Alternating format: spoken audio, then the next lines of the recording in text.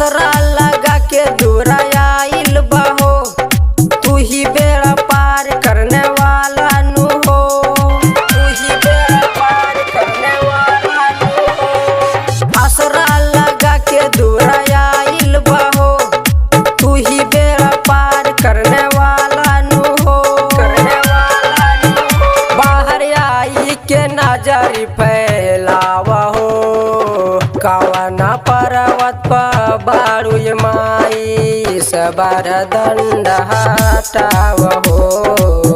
बानी हमना दान बलकवा आगे तक पहुँचावहो।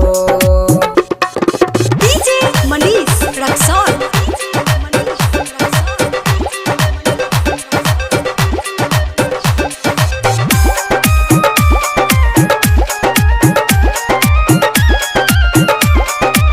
बगवा सवार होके चले लुमाई, दाना हम के युगाई हो। बेटवा नादान तोहर करिले पुकारवा, करिला बोले सुमेरा नवा हो।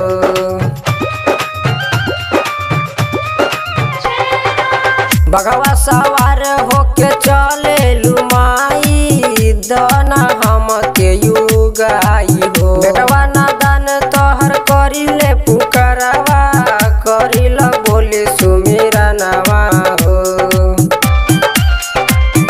माई ऐसे न लाज में पड़ावा हो, वकील दिलदार के अचरत रखी नाही केहू से कम हो। संग साथे अमित शंकर के हाली से बुलावहो। डीजे मनीष रक्सौल।